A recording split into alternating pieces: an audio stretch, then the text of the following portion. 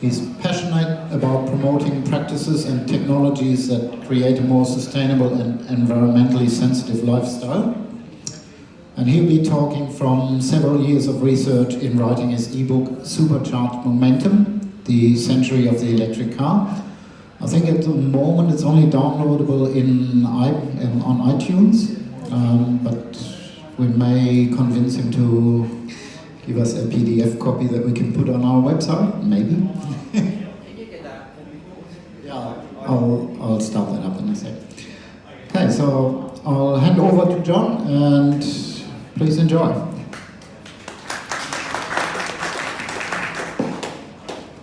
Look, thank you very, very much. I appreciate the opportunity to talk here. I've been pretty passionate about this stuff for a long time, to the point that I wrote a little ebook about it because there's just too much to talk about. And this morning, I'm not going to talk about everything. I'll take questions, or you can follow up with me later on if you have any questions. But I just thought I'd talk about what really wows me about electric cars. So myself and my wife, we've had an electric car for over 4 years now, and we just can't get over the advantages of it and the pleasure in driving it and so forth. So look, I'm just going to go through some of that.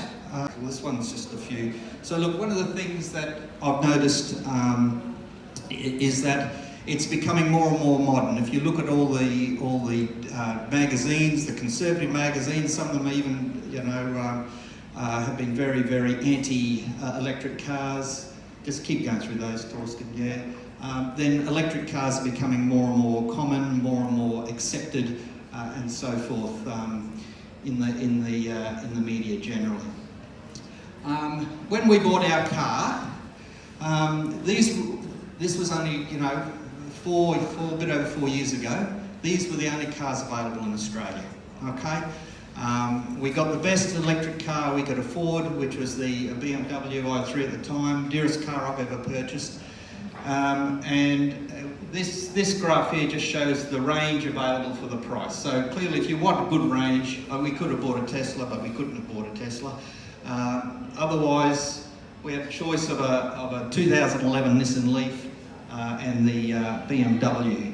So now to buy those cars, you can see how range has increased, the Tesla's got cheaper, and this brings us to the fact of battery technology getting very, very better in its energy density. That means the amount of energy you can fit into the same space or weight, and certainly in its being cheap. So I can buy the same car now with twice the range as what I did. That's the issue of being an early adopter. And now, 2019, these are the cars available in Australia, okay? And I think in 2 years' time this will double. So there are a lot of cars coming onto the market now being released in Europe and so forth. So the pace of change is one of the things that really wows me. I've never appreciated how quickly it would change. Next one, if we look at what's called disruptive innovation, then it has an exponential uptake, so to speak. So a lot of people will say, oh, there's only, it's only less than 1% of the sales. So what? If you keep doubling something, then it comes in pretty quickly. So, at the moment in Australia, we're still down here.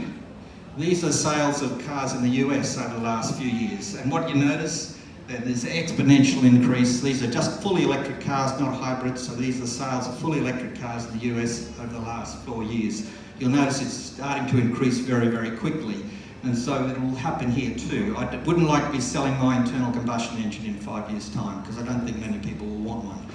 There's a couple of other reasons for that going forward. Part of the issue is, as I've already mentioned, is the rapidly diminishing cost of batteries. So there we can see the cost of batteries back to 2010, about $1,000 US per kilowatt hour. And as we see, we're here in 2019 now, so the cost of a lithium-ion batteries are under $200 per kilowatt hour, and still continuing to fall pretty remarkably. If you're interested, go online, This fellow's written a couple of excellent books, and he's got a few good YouTube clips. Tony Seba. He predicts disruptive innovations. And he says, once the lithium-ion battery hits $100 per kilowatt hour, it's all over for the internal combustion engine. It will make no sense at all to buy an internal combustion engine car. If we take those predictions or this trend in battery pricing, next slide, and we look at what that means for the price of cars. So here's our average price for an internal combustion engine. In 2016, if I bought an all-electric car, 49%, 50% of the cost was the cost of the battery. That's why my car in 2015, before that, cost so much. Okay, but as the battery prices fall, and these are the predicted rates from Bloomberg New Energy Finance, I think, yes, then we'll see that come 2024, you can buy the same car for the same price, whether it be electric or petrol. And when you look at the ongoing running costs and maintenance anxiety, as I call it, that is the feeling you get when you've got to go and pay for your servicing, you don't know what it's going to cost you, then it'll make no sense. So I think this is a remarkably rapid transition when you consider the cost of a car. It's a big expense. I don't think it's the biggest disruption coming. I think autonomous vehicles are the biggest disruption coming, but that's a whole other story.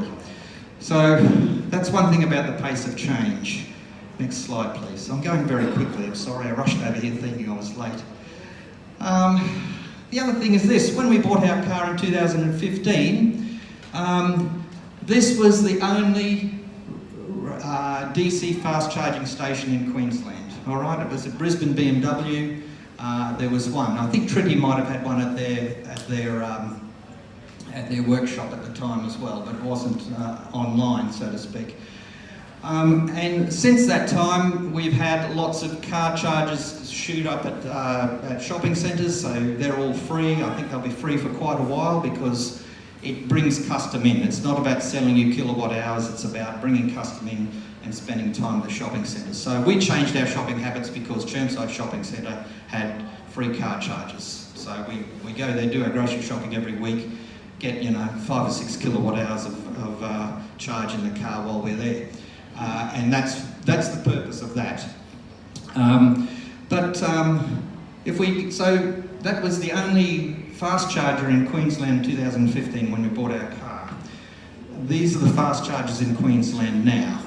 All right, there's 28 of them, and there are more being built. So this one here, for example, is Warwick. It's under construction at the moment. That's remarkable. Okay. That's us charging our car at Gatton on one of the fast chargers. Next slide, please. If we look around in the southeast corner, there's a proliferation of DC fast chargers, and all the green pins on that map are other slower chargers. So, where do you charge is usually not an issue. It's you've usually got a charge within 4 or 5 kilometres of wherever you are in the southeast corner at the moment. Of note over here, we've got what is now coming into the market that is high-powered charging. So instead of the 50 kilowatts, which when we bought our car was fast, we've now got 350 kilowatt chargers. They'll give about 400 kilometres of range in 15 minutes if your car takes it. Okay, so new cars will take a much greater charge. So there are 2 charge stations at Toombul Shopping Centre, which are 350 kilowatt units, and there are going to be more and more of those coming online. Mind you, they're the first car chargers in Queensland to have a cost. So 40 cents a kilowatt hour you pay there to charge your car, which is more than what you pay for electricity at home. But it's not the electricity per se, it's the convenience. But you only really need those chargers if you're doing long trips. I will probably never use one because I don't need one, unless I was doing a long trip. Does that make sense? Am I making sense? Yeah, ask questions as we go because I don't know if I'm getting through or not. So look, the pace of change is what wows me. Second thing, bugger all running costs. Okay, I used to call internal combustion engines ice, and now I just call them money suckers, because that's exactly what they are. You know, when you buy an internal combustion engine, you pay, you know, $30,000, $40,000 up front, and then you, in essence, sign a contract to pay another $5,000 per year for the fuel and maintenance of that car. People don't look at it that way, but that's exactly what happens. You are locked in to the fossil fuel industry.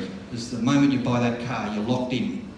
I did a brief comparison here to look at just fuel costs using a comparable car. So the Kona is available in a 2-litre petrol, and it's also available in a fully electric car. So we get a perfect comparison. And when we look at that, these are actually manufacturer predictions in range and so forth. So the Kona petrol, 7.2 litres per 100 kilometres. The electric one, 13.9 kilowatt hours per 100 kilometres. If you factor that in for electricity prices, full electricity price and off-peak price, $1.95 a kilowatt hour, works out to be about $1.95 per 100 kilometres to drive the electric Kona, or 2 to 3 cents a kilometre versus 10 cents a kilometre for the petrol version. So that's pretty significant.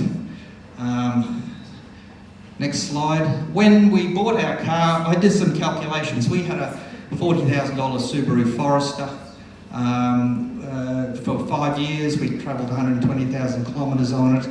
And this is just stuff that I've just taken straight out of the book that I talked about. But what I did was I did a calculation on the running costs of the Subaru over 120,000 kilometres and 5 years.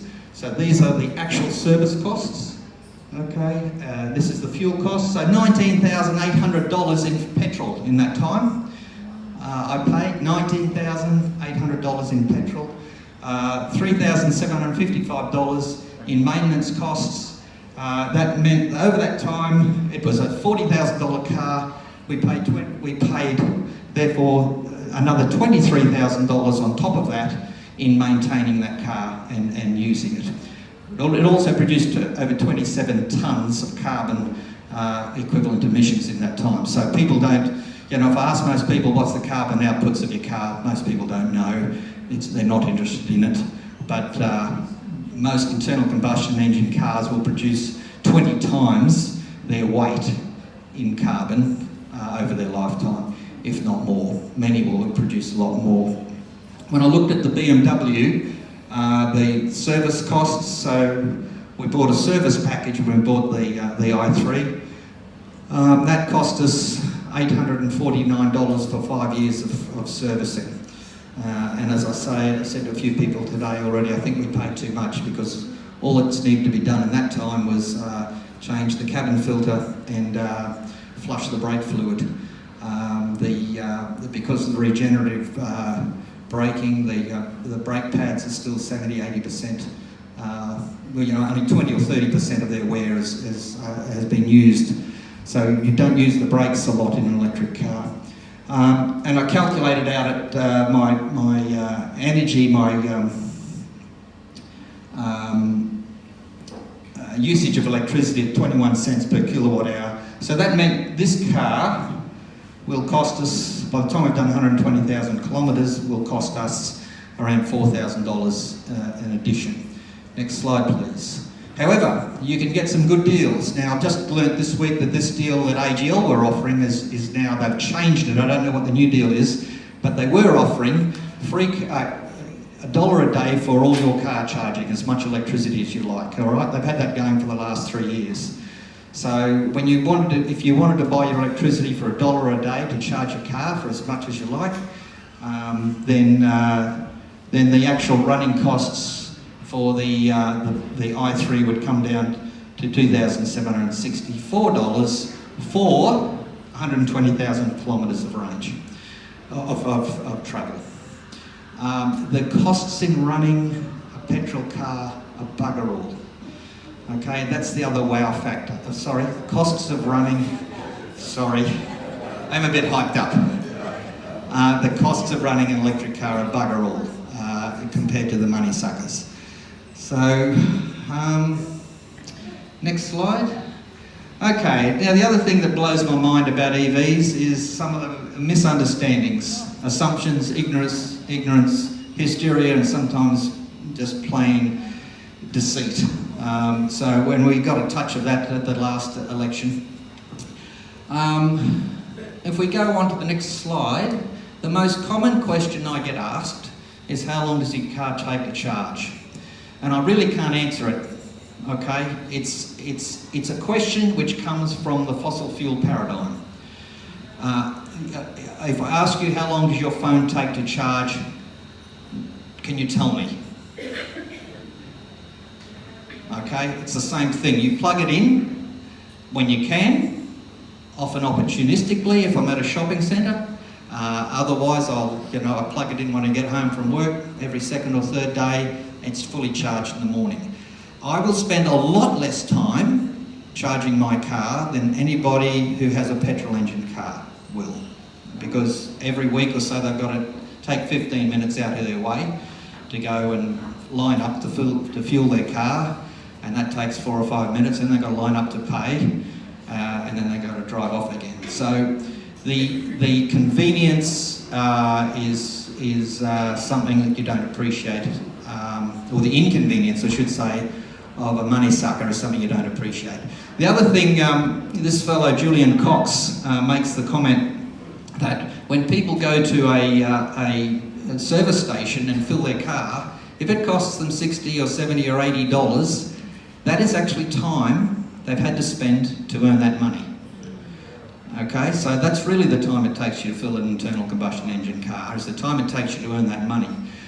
And he goes on to say the ability to fuel an internal combustion car rapidly only addresses the problem of the internal combustion engine, and that is that you cannot charge it at home. You cannot fuel it at home. I think that's sort of one of the paradigm shifts and one of the wow factors of electric cars that I still can't get over. Thank you. So the next thing is what I call freedom from fossil fuel locking. So I've touched on that already, just look at my time. Next slide, please. So these we've got a 5 kilowatt solar system on our house with a good feed-in tariff, I will say, which I'm very fortunate of. And so over the years, I've mapped out how much the house uses, how much the car uses, and how much the PV system generates. So you'll see here, so the blue is what the house uses, the green is what the car uses, and the yellow is what the PV system generates. Now we had a pool pump running quite a while. We changed our pool pump to a solar unit, and now we generate more electricity every month than what both the house and the car use. Now this really blows my mind, because this has significant meaning for us, I think. Next slide. What I've done here is averaged out the last 2 years my solar production versus the consumption that both the house and car have used. Now, I have to admit, there's only myself and my wife at home at the moment. So if I had, 3 kids at home, then yes, that would be more. But, I could put a 10 kilowatt system on my house, which would still easily compensate. So what does that mean? Well, at the moment, this is our system. So we generate electricity from the sun to the house. We can import from the grid when we need, and we can export to the car when we need. So it works pretty well, particularly if you've got a good feed-in tariff. You don't want anything else. And when it comes to carbon emissions, connected to the grid is the best way to go, because everything you generate gets, if you're not using it, it gets pushed to the grid and it displaces other fossil fuel production of electricity. And so it gets used by your neighbours and so forth. And now we know what's coming is what I call the 21st century energy trinity. Okay, so where you've got PV systems on your house, you've got a house battery, and you've got an EV. You can move energy around between those 3 things. But there's another big advantage coming, Next slide, please. Some of you might have seen this. You see that big white box? Okay, so Nissan for a while in Japan, and coming now with their new Leaf, is the option to buy what's called bidirectional charging or two-way charging. So what does that mean? Well, that means that I can not only draw electricity from the grid to charge my car, I can take electricity from my car to run my house or to push back into the grid. So two-way charging, I think, is another significant game changer. When you look at the size of a battery in a car, a 24 kilowatt hour battery in the early Nissan Leaf will run your house for 1 or 2 days, okay, without changing any habits really. If you've got a car like a Tesla with a 100 kilowatt hour battery, or a new Kona with a 64 kilowatt hour battery, you can be you're running your house for several days, if not a week. You know, you can run your house for a week off a Tesla battery. So what does that mean? Next slide, please. That means that if I've got two-way charging, I can take my car with its huge energy storage. It's a bit like a petrol tank. We take it to the service station, we can take it to a DC fast charger, we can charge it quickly. Next slide, please. We can bring it home, and then we can use that electricity to run the car or to recharge the stationary battery. It means you don't need such a big stationary battery. You're better off having your big battery in the car. So that creates, while you're not completely dependent of the grid, you don't have to be connected to it. And I think one of the things about, you know, people who want to disconnect from the grid is that you've got to be able to have enough storage to carry you to, you know, a week or two of little sunshine. This provides you the option that if you were having a couple of weeks of little sunshine, then you simply need to drive your car down to the fast charger, charge it up, and you bring home another week's worth of energy. So this wows me, okay? The oil business, this is a quote from Jeremy Rifkin, again, good book to read. He quotes, the oil business is one of the largest industries in the world. It's also the most costly and inefficient enterprise for collecting, processing, distributing energy ever conceived by humankind. Now, it's never before has it been possible for homeowners to generate their own clean, emissions-free energy, to power both your home and your cars that is less expensive than, more efficient than, and more convenient than fossil fuels. I guess I've got to put a little bit of a bracket around less expensive. At the moment, it's still expensive to get the infrastructure, okay? But it will pay for itself, and over time, that stuff's getting cheaper and cheaper. Electric cars intrinsically are a lot cheaper than petrol cars, and they're a bit like a computer. They're economies of scale drive down price very, very quickly. So the result for us is I have a small acreage, use a lot of pumps, so I use a lot of electricity. My net result is quite easy. Costs me $0 for the house, $0 for the car, and AGL send me a little note for $100 a month back. I'm in front. Yeah. Good on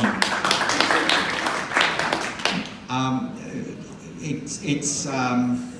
It depends on the size of your system, on your feed-in tariffs, on what they want to charge you, and a whole lot of factors. I'm just aware of time. Look, when you look at the energy or the power density, I should say, of 1 horsepower, an internal combustion engine, and an electric motor, there is no comparison. Next slide. I was going to go on and talk about some of this stuff called torque vectoring and so forth, but the car with the record up Pikes Peak, which is a hill climb to about 4 kilometres high in the US, is now held by an electric car, has beat all other cars. I'll just keep going because we'll skip that as well, and I think we'll leave it at that. So look, I would just encourage people to think about what they want for the future, and I think we have to be that change. We can't wait for other people. We certainly can't wait for some of our pollies at least. But look, thank you for the opportunity. Another question? Yeah, no, I just wanted, you were saying about AGL, $1 a day for $1 a day, yeah. Well, I can tell you on my IMF, my running costs are $60 for 3 months. Yeah, well that's better. Yeah. That's even better. That's even better, Yeah, that's good. That's good. All right, well thank you very much everybody for the opportunity. I appreciate it.